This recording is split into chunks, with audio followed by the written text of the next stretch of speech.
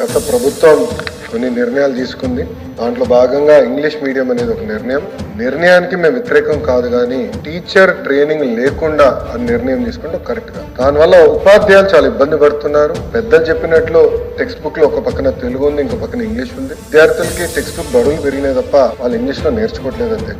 అధ్యక్ష 3వ తరగతికి టోఫిల్ అవసరం లేదనేది పెద్దలు కూడా చెప్తుంది జరిగింది. నేను కూడా ఇతర రాష్ట్రాల్లో ఏం చేస్తున్నారు, లాంగ్వేజ్ స్కిల్స్ ఎట్లా మానిటర్ చేస్తున్నారు, కాంప్రహెన్షన్ ఎట్లా చేస్తున్నారు, మ్యాథమెటిక్స్ అవుట్కమ్ మానిటరింగ్ ఎట్లా చేస్తున్నారు అనేది సమీక్ష చేస్తున్నారు. దాంట్లో భాగంగా ఉత్తరప్రదేశ్ లో ఒక మోడల్, నిపుణ్ మోడల్ ఒకటి ఏర్పడింది. వాళ్ళు ఏ టెక్నాలజీ వాడి పిల్లలకి ఎట్లా ఇంగ్లీష్ ఎట్లా చదువుతున్నారు, ఏం నేర్చుకున్నారు, అవుట్కమ్స్ ఏంటనేది చాలా పకడ్బందీగా క్యాప్చర్ చేస్తున్నారు అనేది సమాచారం వచ్చింది.